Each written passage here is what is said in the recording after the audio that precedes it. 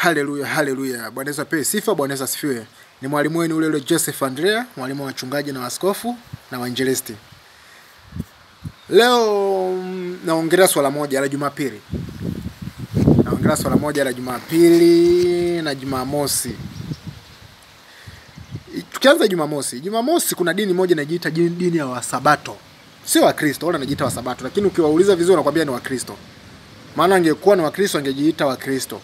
Dini ya Sabato wanavaa nguo fupi zinazobana, zinaonyesha ile mchoro ya nguo ya ndani. Hao ni matapiko, kwa sababu katika Kristo Yesu kuna kile kipawa kipo. Hata kwenye Warumi 12 kimeandikwa, mwalimu kwenye walimu wake, mwenye kuonya kwenye kuonya wake, kwenye kufundisha mwenye kufundisha kwake. Kwamba katika ile Marko 16:15, enendeni mkahubiri injili kwa kila kiumbe, aaminie na kubatizwa ataokoka, na ishara hizi zitafuatana hao waaminio. Kwa jina langu watatoa pepo, wataweka mkono juu ya wagonjwa, watapata afya. Hiki kipawa kwa Wasabato kimeenda wapi? Wanakalia kuvaa nguo fupi, nguo za kubana kama vile wanaonyesha show za mavazi. Makahaba wale. Na mafundisho ya Musa. Kama mafundisho ya Musa yako hivyo, wanipe maandiko, maana kwa Yesu hamna uchafu wa hivyo. Hao ni wapinga Kristo cha kwanza. Nishatoa maandiko yao kwamba Mungu anafanya kazi siku zote, na Yesu alisema baba yangu anatenda kazi hata sasa nami natenda kazi siku zote. Kwenye ile Mathayo, Yohana 5, ukianza ile mstari wa kwanza mpaka mstari wa 19. Yesu alifanya kazi siku zote na kaivunja Sabato. Na akasema mimi ndiye Bwana wa Sabato. Kwa Sabato ni Yesu Kristo, sio Sabato wale waliojenga LNG waitao na kukusanya kazi Jumamosi. Wasiojua maandiko. Ambako Biblia yenyewe inasema katika ile Kutoka 35, mtu awaye yote atakayefanya kazi siku ya Sabato atauawa. Ukisoma kwenye ile Kumbukumbu la Torati 17:16, 27:26, amelaaniwa kila mtu asiyeweka imara maneno ya Torati hii kwa kuyafanya. Kwa hawa jamaa wamelaaniwa, hawapo kwenye mfumo. Maandiko yenyewe hawajui. Maana wangekuwa wanajua haya nayo wasema wangeyajua. Hao ni wapinga Kristo. Tunakuja kwa mashahidi wa Yehova. Mashahidi wa Yehova nao pia ni wapinga Kristo. Wapinga Kristo waziwazi, kwa sababu wanaposema sisi tunamhubiri Kristo, nyewe wote hamko sahihi. Musa alikuwa anamhubiri Mungu yupi kama sio huyo Yehova? Yoshua alikuwa anamhubiri Mungu yupi kama sio huyo Yehova? Daudi alikuwa anamhubiri Mungu yupi kama sio huyo Yehova? Isaya alikuwa anamhubiri Mungu yupi kama sio huyo Yehova? Kwa hiyo je, injili ya hiyo Isaya, injili ya Daudi ilikuwa inapishana na mashahidi wa Yehova? Mashahidi wa Yehova wamenyambua maandiko yao kaamua kuyatumia, ambao Daudi alitabiri wakati wa kuja kwake Yesu Kristo. Ukisoma kwenye ile Zaburi 110 kuendelea. Haya, ukisoma Isaya 7:14, Isaya 9:6, ukasoma Isaya 60, Isaya 40, yote inamtabiri Yesu Kristo kwamba atakuja na tumwamini. Kwa hiyo hawa jamani wapinga Kristo hawajui maandiko. Wanao Yehova wao waliomtunga wao wenyewe. Kwa sababu Yehova alitabiri habari ya kuja kwa Yesu, yeye mwenyewe Yehova akashuka kauvaa mwili ambao ni Yesu Kristo akaja kutuokoa. Wapinga Kristo namba 2 hawa. Tunakuja kwa Wakatoliki, nao pia na wapinga Kristo. Yesu alisema ombeni kwa jina langu, lolote mnalotaka ombeni kwa jina langu. Kwenye ile Yohana 14:13, Yohana 15, Yohana 16, ukisoma Kolosai 3:16 mpaka 21, ukisoma Efeso 5:17 mpaka 25. Yesu mafundisho yanasema lolote mtakalo omba na kumshukuru Mungu, mshukuruni kwa jina la Bwana wetu Yesu Kristo, mkimshukuru Mungu kwa yeye. Kwa hiyo wanaomba Bikira Maria, naomba na wengine hao nao pia na wapinga Kristo namba 3. Tunakuja kwa Lutheran. Yale mafundisho ya Martin Luther mwaka wa 1554 aliyeandika akasema tunafundishwa uongo na kanisa la Katoliki, akayagongomelea pale kwenye kanisa Augsburg Ujerumani. Hayafatwi hata moja. Ubatizo ni kwamba ubatizo wa maji machache ni dhambi, sadaka ni dhambi, sakramenti ni dhambi, mafundisho ya kutoa sadaka ili upate msamaha wa dhambi ni dhambi, lakini vyote vinafanyika leo. Kwa kanisa namba 4 la pinga Kristo hawa. Tunakuja na makanisa mengine, kanisa la Mungu Baba. Tunamshukuru Mungu Baba wa Bwana wetu Yesu Kristo. Wao wakasema sisi tunamwamini Mungu Baba tu, Yesu tumwamini. Kwa hiyo wewe utapataje uzima isipokuwa ni Yesu Kristo? Utapataje tumaini tutasamehewa dhambi vipi isipokuwa ni Yesu Kristo? Na wana mavazi yao ya meupe, wanasema wao na Mungu Baba ndio pete na kidole. Wewe Mungu Baba wao leo atuma, ambao leo mambo yametokea, Yesu alishayatabiri yatatokea. Vita vitatokea kwenye Mathayo 24. vita vitatokea, ufalme utaenda kupigana ufalme huu, huo ndio mwanzo wa utungu, njaa itatokea, tetemeko litatokea. Kwa hiyo huko mbele tunaenda kukutana na mambo magumu sana ambayo Yesu aliyatabiri yanatimia. Hao kanisa la Mungu Baba hawajui, matapeli hao pinga Kristo namba 5 huko. Tunakuja shika neno tenda neno. Wanashika kitu gani? Biblia inasema wanawake wavae kwa mavazi ya kujistiri pamoja na adabu nzuri. Haya, wasisuke nywele, wasivalie lulu, wasivae maheleni. Mbona wanavaa vyote? Na inasema kwenye kanisa hili, kwenye Biblia wa Timotheo wa kwanza 5, Mungu ni mmoja na mpatanishi kati ya Mungu na wanadamu ni mmoja, mwanadamu Yesu Kristo. Mbona umhubiri Yesu Kristo kama ndio muunganisho, kuwaunganisha ili wapate uzima wa milele? Matapeli hawa pia. Biblia kuijua ni ngumu, hakuna dini inayoendana na Biblia. Kuijua Biblia ni ngumu kwa sababu mpinga Kristo ameshainuka.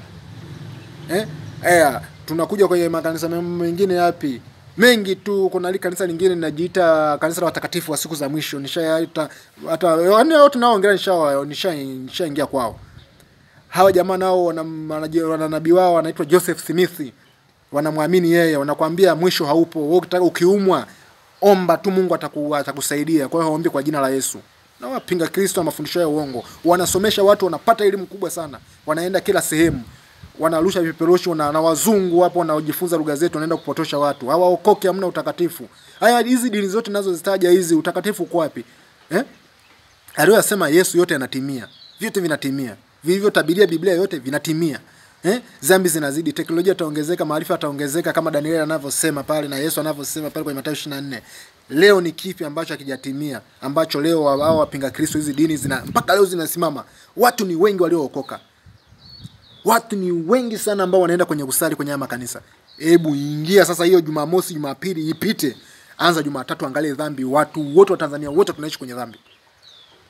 Watu wanakunywa pombe, watu wanavuta bangi, watu wanavuta sigara, watu wanazini, watoto wa mitaani wamejaa. Watu wanasikiza mabongo flava, watu wanakula starehe. Hao wote ni wapagani.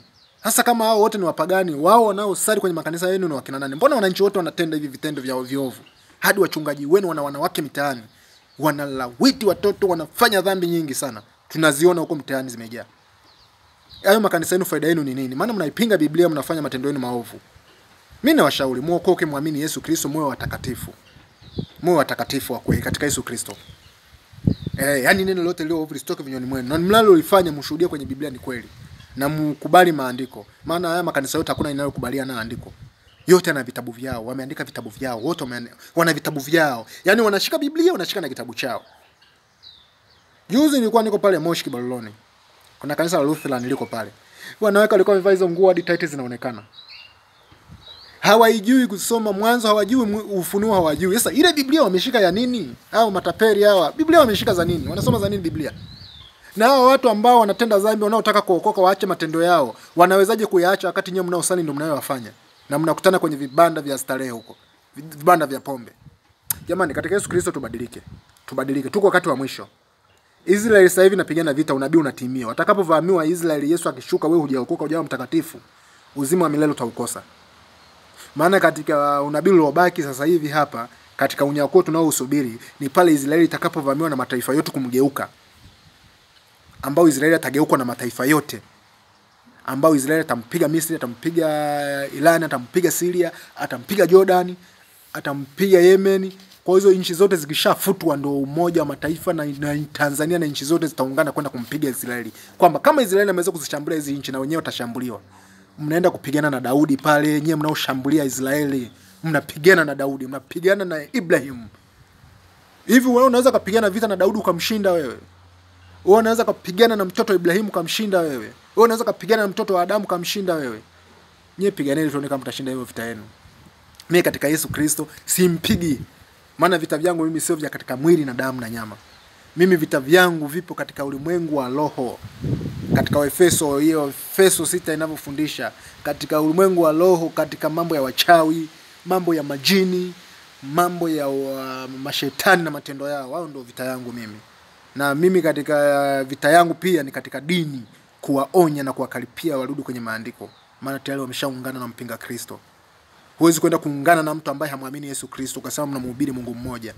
Yeye anaamini Yesu ni mwana wa Mungu. Tubadilike katika Yesu Kristo. Tubadilike. Yesu Kristo anakuja, haiko mbali, anakuja. Matendo yake yanatimia tena kwa kasi sana. Tutafute huo utakatifu. Tutafute huo utakatifu ambao hakuna atakayemuona Bwana bila kuwa nao. Waebrania 12. Tutafute huo utakatifu. Tutafute utakatifu. Tusiwe matapeli. Tusiwe matapeli. Tusiwe matapeli. Yesu Kristo ana masaza aliyoyaacha bado yapo duniani. Tupo wa Kristo, tuko tuliobaki duniani tunamwamini Yesu Kristo kama ni Bwana. Na hatumwamini mwingine yeyote isipokuwa Yesu Kristo. Maana Yesu Kristo ndiye aliyetupa mamlaka mimi na wewe. Mimi na wewe Yesu amekupa mamlaka kwamba hakuna kitu kitakachowazuru. Hata hichi. Wala hakuna Mungu atakayekuja duniani au nabii atakayekuja duniani akakaa juu yako wewe unayemwamini Yesu Kristo. Katika Luka 10:17 nimewapa mamlaka, hakuna kitu kitakachowazuru. Kwa jina langu mtatoa pepo. Hivi huyu anayeweza kumtoa shetani kwa mwili wa mtu akamtoa jini, jina akaenda kushirikiana na watu wengine huko nao mpinga Yesu Kristo huko. Huyo atakayekuja kukuzuru wewe ni nani? Au kikubwa ni nini katika hii dunia? Hakuna. Wewe unayeweza kumtoa pepo, unaweza kuombea wagonjwa wakapona. Furahi kwa sababu jina lako limeandikwa mbinguni na Yesu anakusikiliza wewe. Na Yesu yuko upande wako. Lakini wewe ambaye huwezi kutoa pepo, huwezi kumwombea mgonjwa, huwezi kufundisha watu maadili, huwezi kukemea dhambi, wewe uko upande wa shetani waziwazi, kwa sababu shetani kazi yake yeye ni uovu. Soma waraka wa pili wa Yohana. Waraka wa kwanza wa Yohana 2:1. Waraka wa kwanza wa Yohana 2:1. Mtoto wa Mungu hatendi dhambi, yule anayetenda dhambi ni mtoto wa ibilisi. Tumwamini Yesu Kristo tuokoke. Habari za Yesu ni nzuri sana. Yaani ni nzuri mno mpaka zinafurahisha moyo. Achana hao wanaoongea theology wanawapamba watu. Ukristo upambi mtu. Wewe ndio kielelezo, wewe ndio katika jamii unaigwa. Maana wewe katika matendo yako mema yote yanaonekana na watu. Jamani, nawahurumia sana wanaojiita makristo ya uongo wanatenda dhambi. Na wafurahia sana wale wanaoishi maisha matakatifu katika Yesu Kristo. Na ni watakatifu kama baba yao wa mbinguni. Haleluya, jina la Yesu lihimidiwe. Na wasalimu wote katika jina la Bwana wetu Yesu Kristo. Muendelee kufuatilia ujumbe huu. Muwafikishie hawa wapinga Kristo. Muwafikishie hawa muungano wa makanisa. Muwafikishie hawa wanaompinga Yesu Kristo kama ni Bwana na Mwokozi wa maisha yao. Halafu atupe hicho kitabu chao na wewe Mungu wao atuonyeshe dhambi ni nini, tumuulize maswali atujibu. Maana dunia ya leo wapagani ni wachache, walio wengi wana dini. Tuwaulize hao wengi, hayo matendo yao wanayofanya wametoa kwenye kitabu gani? Kama ni Biblia waachane nayo. Hizi dini napaswa waachane na Biblia, maana sio sehemu yao. Wapinga Biblia hao. Yaani sio sasa hivi wapinga Kristo, ni wapinga Biblia. Tuko wakati mbaya sana, mbaya mno. Yesu wakati wa kuja kwake hakuna anayejua, ila dalili zake ni vita na kushambuliwa kwa Israeli. Nishawapa maandiko. Soma Mathayo 24, soma Zakaria 12, soma Zakaria 13 mpaka 14. Nawaombea wote katika jina la Yesu Kristo muwe watakatifu, mfanikiwe, muombe kwa jina la Yesu. Kila shida zenu muombe kwa jina la Yesu. Amen.